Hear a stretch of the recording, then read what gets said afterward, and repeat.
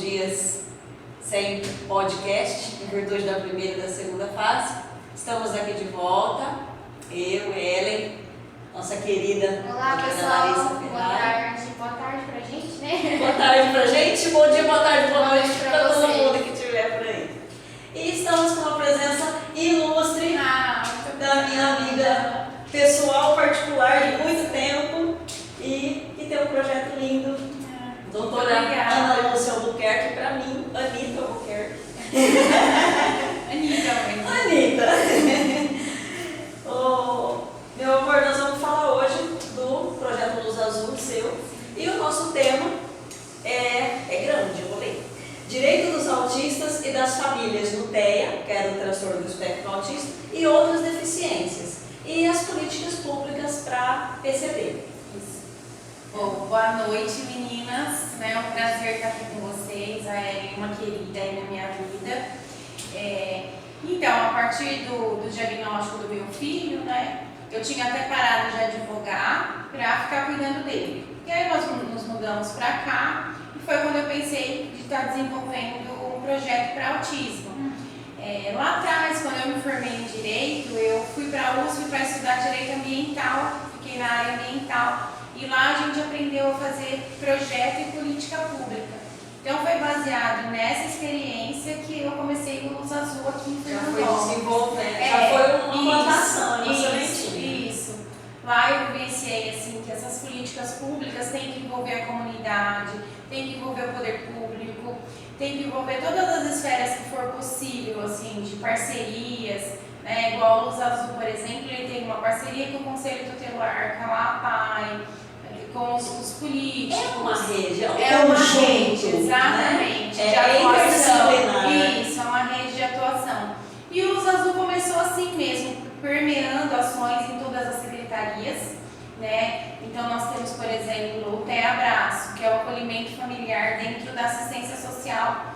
E lá é uma menina. É acolhimento mesmo para as famílias, e a gente é pioneiro na entrega da CIPTEA também, da carteirinha do Leon. E essa é uma ação, por exemplo, do TEA Abraço. Temos o Gol Azul, por exemplo, que é ações mais lúdicas no esporte, né, envolvimento da família também. E assim ele vai se sucedendo em cada secretaria, né? Cada uma tem que ter uma ação lá. Uma ação lá. Eu fiz até um resuminho aqui, né?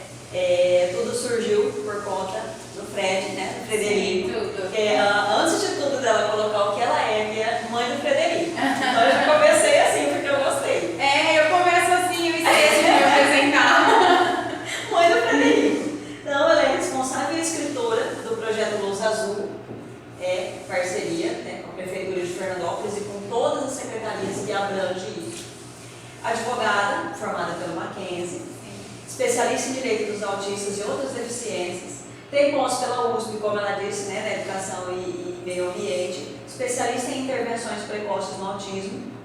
Além disso tudo, ela auxiliou outros municípios na implementação dessas políticas públicas no TEA, né, sendo Luz Azul replicado nas cidades de Meridiana, Américo de Campos e outros municípios em fase de implementação, como Oroeste e Guarani do Oeste. Quer dizer, aqui você já foi ganhando uma abrangência regional, aqui, né?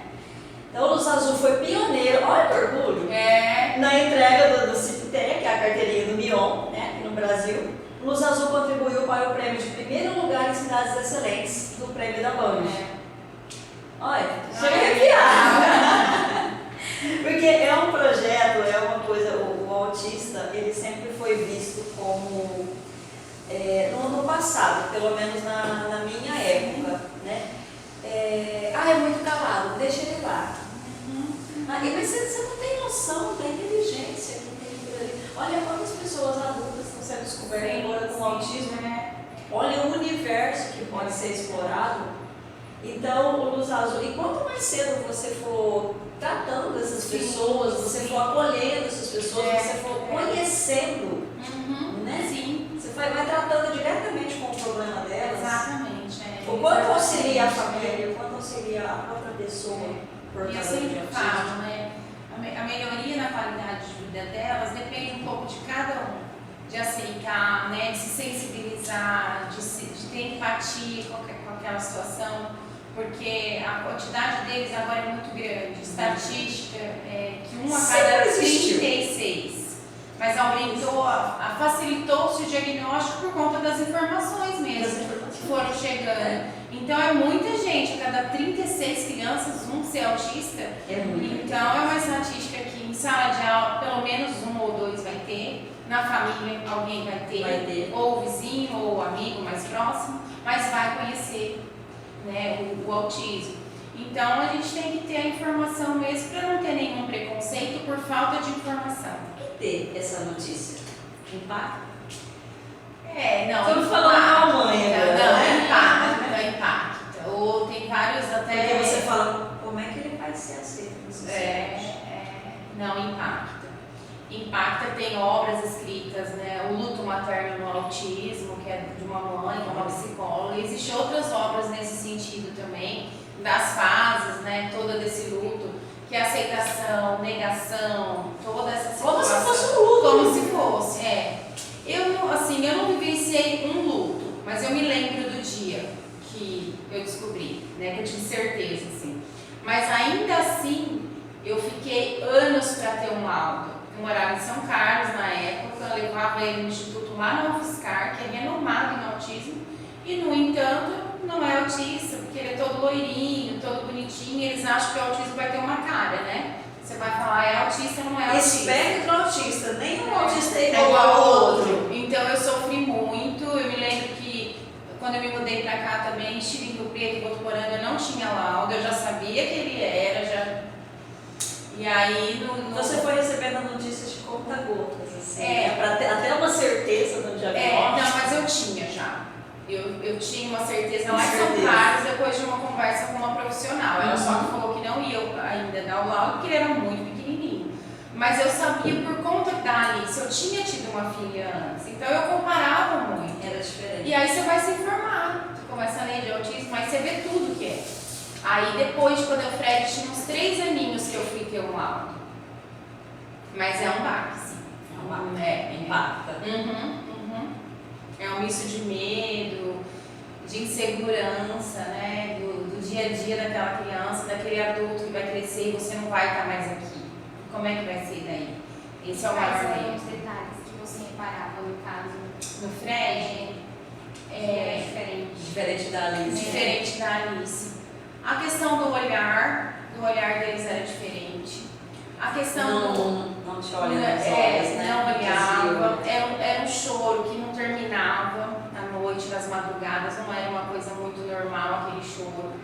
Ele era diferente para andar, para falar, para brincar, até no amamentar, em tudo ele era diferente da Alice. E eu falei, não, tem alguma coisa, tem alguma coisa nele que eu ainda não sei o que é, mas tem. E aí você começa a ler, né? E como ele nasceu prematuro também, tinha muito camuflado essa questão da prematuridade, por isso a dificuldade do diagnóstico. Não, mas tudo está atrasado porque ele é prematuro. Ele é prematuro, né? Colocava aquele estigma da prematuridade e eu camuflando Fiquei ainda muito mais. tempo só, não, mas é prematuro. Tá assim que é prematuro. E não era, a gente via que era diferente. Não era atraso, era diferente. Quando eu fui falar, né, nós vamos gravar podcast, sobre o que vocês vão falar? Sobre o direito dos autistas. Aí já choveu pergunta. Pergunta sobre os benefícios. O que faz o projeto Luz Azul? Uma mãe de autista, que caminho seguir? Então, o que o Luz Azul faz? O Luz Azul, nesse acolhimento familiar, né, a primeira coisa no caso, é você estar informando todos os direitos, isso é essencial, e explicar onde buscar cada um deles, né? Então, por exemplo, as famílias carentes têm direito ao benefício previdenciário, que é o BBC, né? Ele é assistencial, ele não é uma aposentadoria, então a cada 2 anos você tem que estar renovando, atualizando o CAD único, porque para você dar entrada você tem que ter um CAD único de vulnerabilidade, para que administrativamente seja aprovado no INSS, senão você tem que buscar as vias judiciais e comprovar todos os gastos. Isso já muda um pouco a vida das famílias carentes, que elas já podem muitas vezes pagar um plano de saúde, né? Porque o tratamento deles tem que ser prioridade para essas famílias. Isso é o mais importante delas entenderem. Porque se começar pequenininho, né? E Isso até está em lei, que o tratamento, o diagnóstico tem que ser precoce. Que o autista precisa bem de muito estímulo, enquanto o cérebro, né, o neurônio, quando você é pequenininho, ele está ali constante transformação, muito mais do que agora. Então, precisa começar o tratamento. Então, a orientação sempre é essa. Aí você vai informar, por exemplo, o passe livre, os descontos, as isenções, né? Tem até prioridade processual por conta da deficiência. O uso do cordão. O autista é muito legal porque ele tem leis próprias. Acredito que seja o único deficiente que tem leis próprias. Tem duas, né? A Lei Berenice Viana e a Lei Romeu Mion. A Lei Berenice Viana foi um marco para toda a família, as famílias, a comunidade autista, porque ela é uma mãe que lá atrás, há 20 anos atrás, ia para Brasília, brigou para ter uma lei para assegurar direitos. Foi tão importante a atuação dela que ela virou embaixadora da ONU, da paz, por conta dessa lei. E essa lei é muito importante porque ela equipara o autismo ao deficiente. Então, tudo que está, Convenção Internacional do Deficiente, Estatuto da Inclusão, Lei Brasileira, está tudo lá, vale para o autismo. Então, isso assegurou um monte de direitos além da lei